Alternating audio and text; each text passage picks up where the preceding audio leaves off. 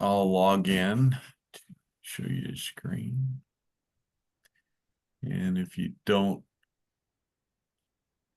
can't log in because you don't have your Grundfos passwords, I'm just going to say shame on you because that's something you should have done 100 years ago.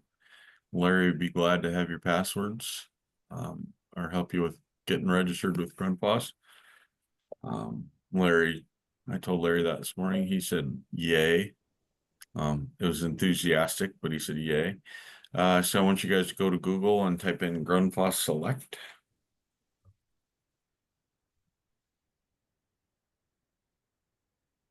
And then pause right there, please. Don't push anything, just type that in. And then you want to go down to Grundfos Select down here. Click on that.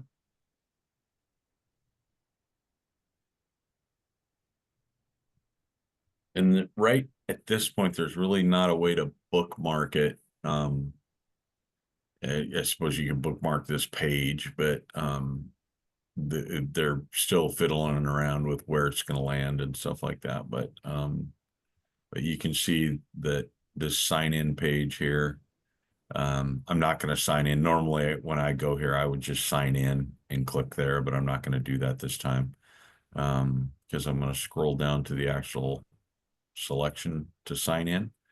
And if you're not registered, you're going to have to register and go through.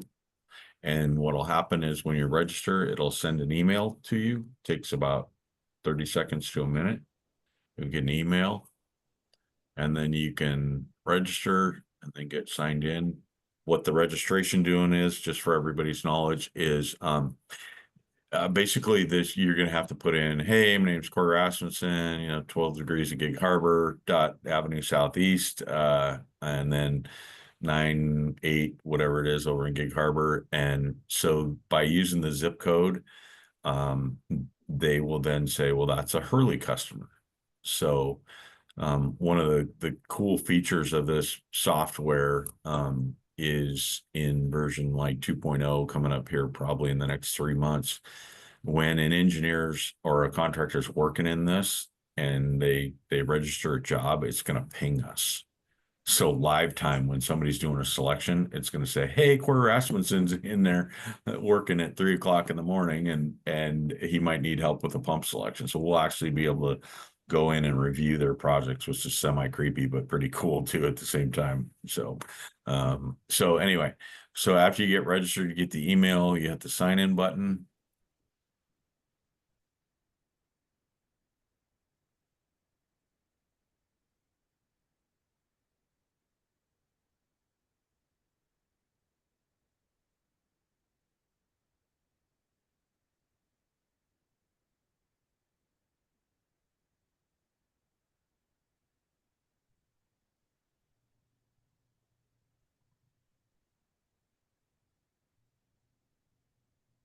So Mark, you're just joining us. You're going to have to catch up. You're going to have to hit go to Google and select Grundfos, type in Grundfos Select.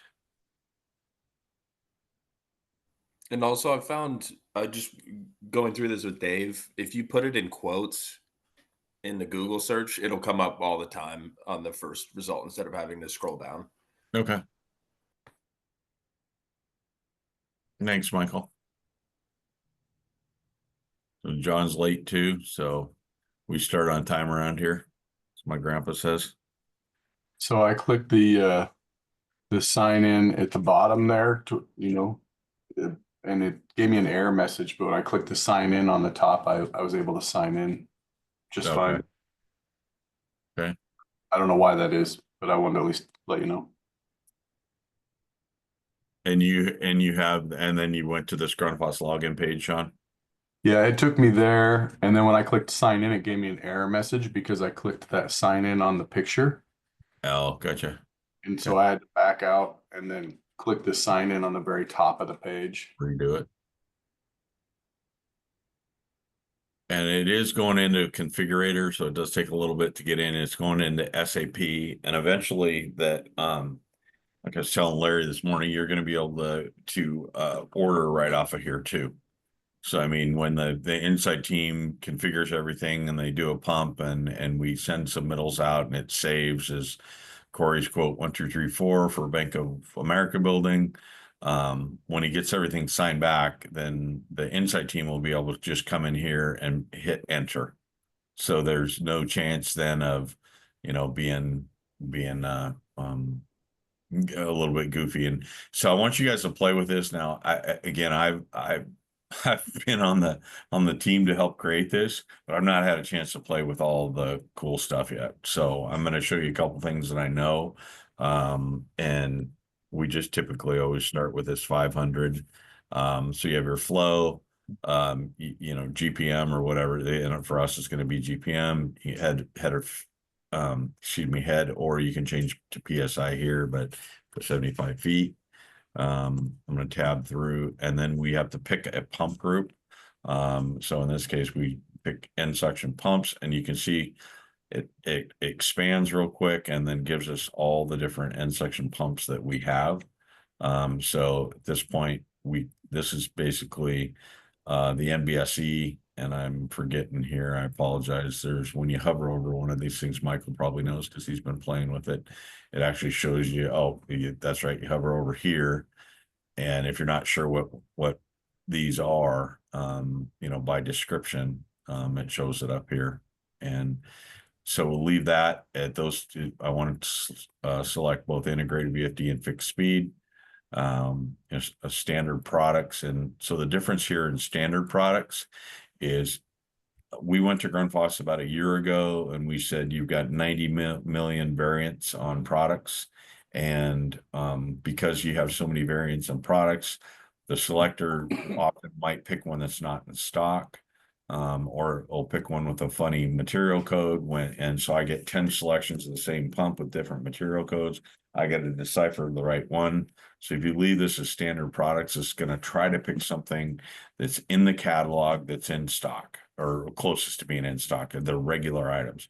If you click this, it's going to open up the whole thing again. And it also slows the program down a little bit because it's looking through everything we have. Obviously you want to pick non-overloading pumps and you hit start sizing. You can see the same thing over here on the left for if you want to do a system, and all your accessories are all over here as well. But today I just want to make sure everybody had this.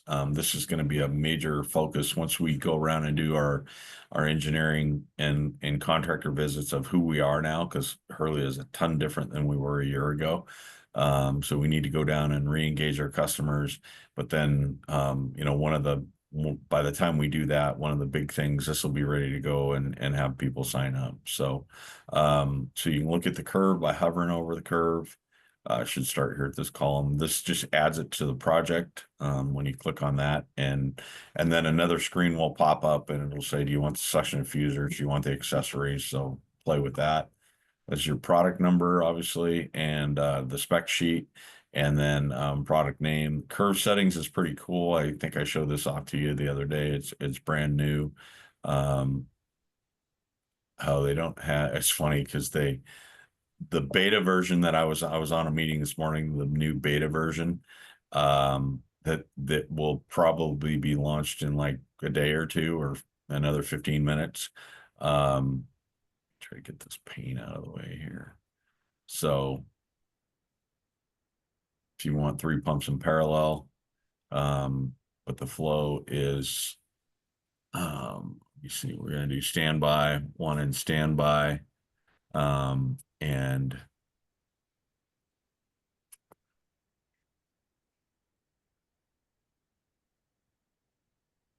but basically this is now, see, I'm out of duty range because I picked 1 in standby. So the new beta, you would leave 500 up here because that's what each pump was, and then you'd have a system flow, and then it automatically makes, and there's some curve adjustments that are coming out, so you can show the system curve adjustment, et cetera, et cetera. There's some pretty cool engineering stuff on here on that backside that you can see. Then you can print this. You'll be able to print it and download it, send it to engineers. The documents are just what it says, just all the PDFs and INO manuals and drawings and everything we need to get to customers. So it's just a selector, just like everything else. And then basically I just want you guys to know about this, and when you have the opportunity, Larry, I want you guys to make sure everybody inside is using this. They should be able to get, you know, an IPS sheet off of what we need, and we should be able to add it to a project. So I want everybody to start playing around with it. I'm going to start using it a little more, and we'll continue to sort of go over stuff with you guys as we find tips and tricks for everything. So like we'll just get after it. Added that one to my P1. You can change your pump location, quantities, etc. This window keeps getting in my way, sorry. And then add accessories. The accessories match, so it gives you the right sizing. You know, obviously that was a 4x3 pump, 4-inch suction, 3-inch discharge. So on the suction diffusers, everything's going to need to be 4. So it gives you all your 4-pound options, including 250-pound flanges. But yeah, just go and play with this. If you find anything to the group, and I know Michael and Dave are going through it, Michael and Dave, if you guys want to present anything to the group that you find cool in any of our meetings, just let me know, and we'll give you the floor. Alrighty, sounds good. Thanks, guys. Have a good day. We'll see you in a bit. Thanks, guys. Thanks. See ya.